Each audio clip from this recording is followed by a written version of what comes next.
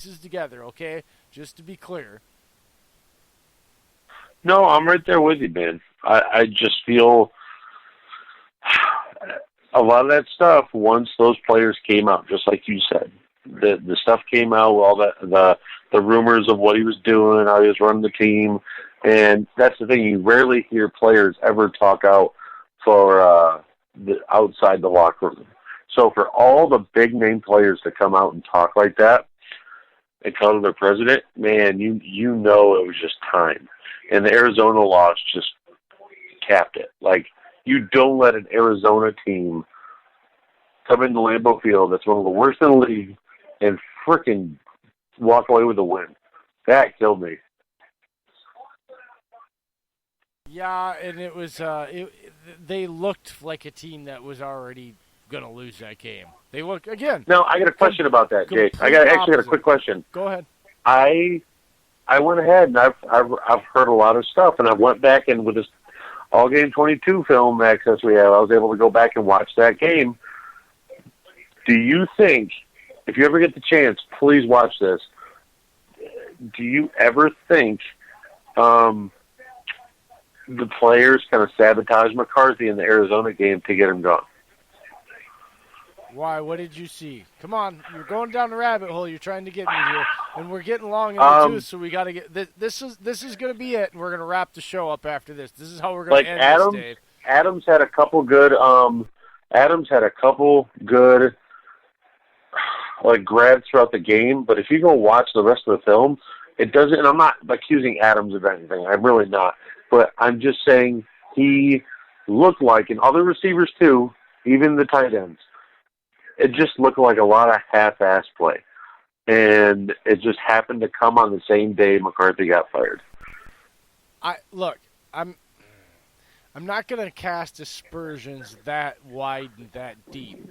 But I will say this. If you're going to get into human psychology, and these, as much as these guys are professionals and they get paid and it's their job, I mean, even a 22-year-old rookie, Kingsley Kiki, when he's on the show on Monday, when I tried to ask him, kind of what was your routine like, and he's basically like, dude, it's kind of boring. It's your he said his words were, it's kind of boring. It's the same. You do the same thing, repeat it the next day, day in, day out. It's my job. The games are the fun part. So, yeah, so they're kind of human beings doing a job. I get all that. That aside, don't you think that even if they didn't talk about it, and I don't think maybe they necessarily planned it, but dude, they all are in a locker room together.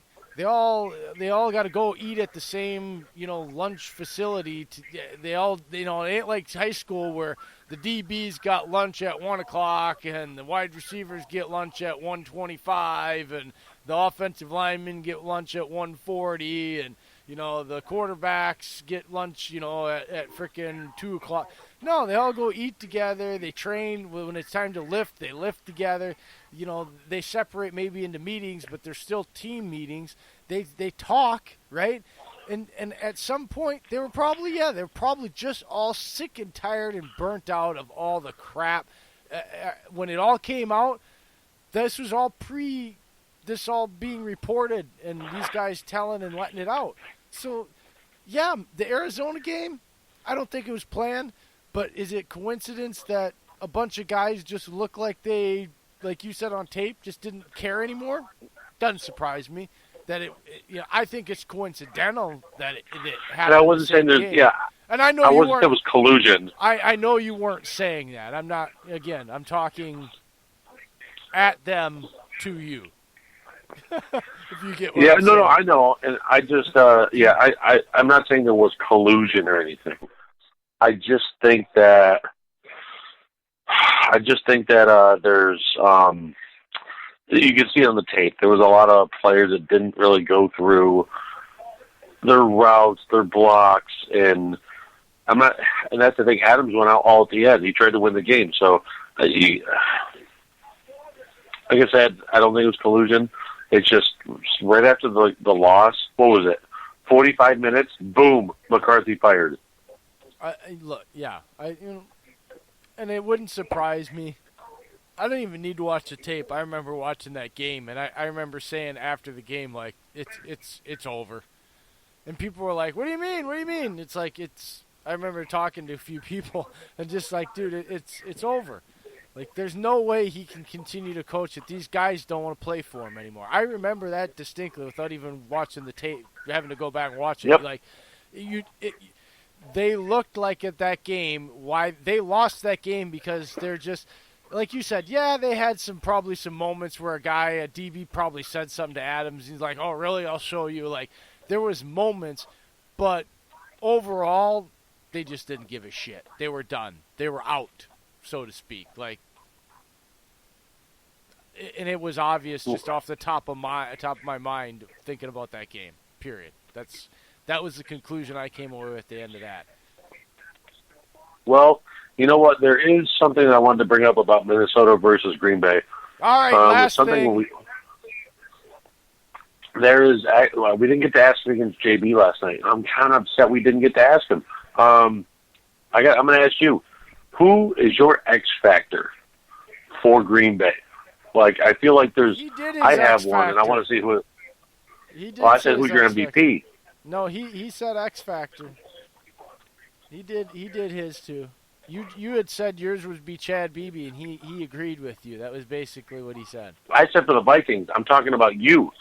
Who is your key factor for your X factor for the Packers?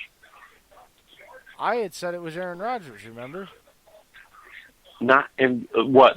I thought you said he's going to be the MVP. No, that was X factors. Well, fine. We never did MVPs. I listened to it today. We did X factors, not MVPs. Okay, well, my bad. I was so I came up. I ended up saying Preston Smith yesterday, and yes, you did. I think I might change it because I think there's a tool in our defense that we can really, really take advantage of, especially against the talented Vikings offense.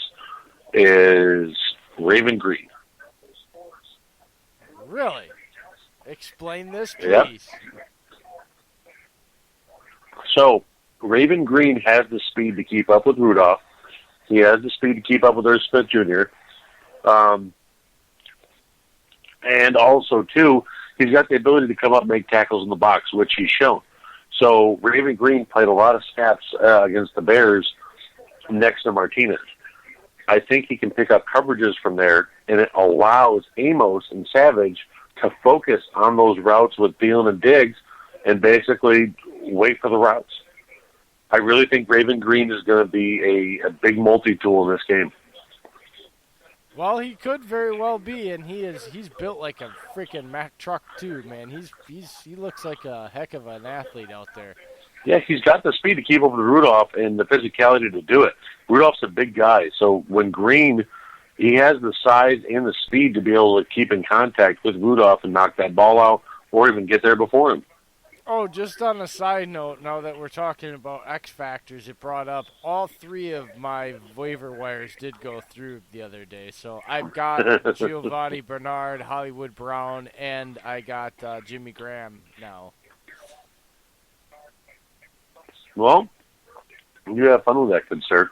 See how it works out for you. I'm still I still need, if there's anybody out there, I'm still looking for a damn running back. I need to find a running back to trade. That's my one weakness on my roster is I don't have an actual starting running back. I got solid receivers because Tyrell Williams is a freaking stud. Well, you ain't getting my running backs.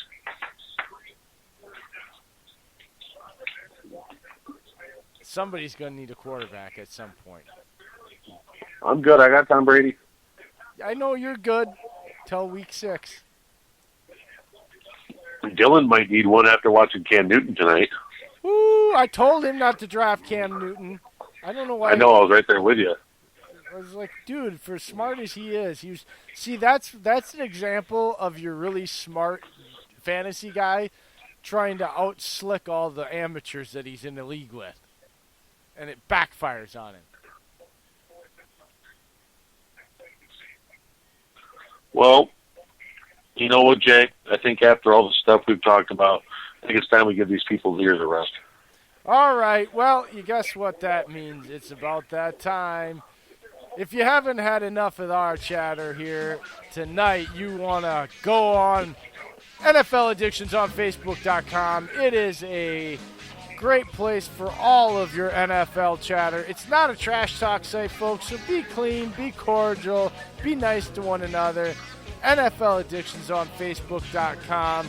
And if you got an itch to scratch and you know you like to gamble, but gambling doesn't always pay out that great, you want to go to Raz Addictions on Facebook.com and play their version of the raffle to win all kinds of cool things.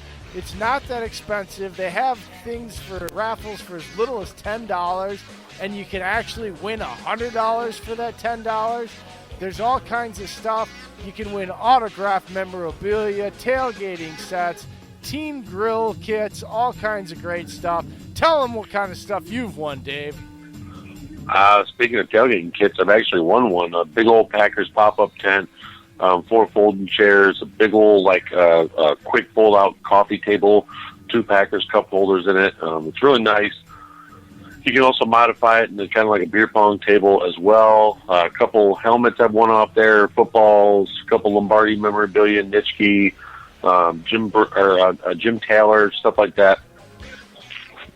All right, that's Raz Addictions on Facebook.com for all of your raffle prize needs. And next up, it's time for our shout-outs. Go ahead, Dave. Well, man, I got to start off with you-know-who, Mr. Ryan Molstead of Packers 365. He is the brother from another mother in this family. Man, I can't say it enough. He breaks down film with the best of us. He listens to all the Packers podcasts, all the NFL podcasts.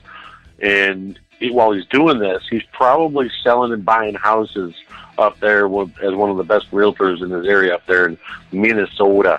But anyways, he's a really good addition to the platform here for First and Goal football, and we cannot wait to have him come on and do a segment for us. I know that Jay and I have been looking forward to it because he really knows how to break down some football, folks. He's really fun. I got to move on to Parker Mose, diehardpackerfan.com writer, really young and up and comer, and he appreciates the history of the NFL. He shows it day in and day out on social media. Go there, diehardpackerfan.com, read his content. It's solid. Next one, duly noted. When I say her name, I feel like I don't need to say much because she's getting that famous. She knows how to break down film. She knows how to go ahead and analyze football. I mean, she's the one who preached the whole offseason. Marlon Mack. And Marlon Mack had a hell of a week one. She's a hell of a writer. She does a great job. I was getting to that. I just like to jump in there, And guess what? We forgot. We failed to get to this. We've got breaking news. I was going to save it for last. I was kind of giving a little hint. Well, you know what? Breaking news. Man, we've worked hard on this, and we're kind of getting to another big step of our show and our football platform that we like to do. It's called an NFC North Roundtable, and we're going to be doing this every quarter of the season because now we have Hallis Hall Brawl guys for the Bears. We have JB for the Vikings at Mike Zimmer's Ears on Twitter, who is part of the Heart and Skull podcast.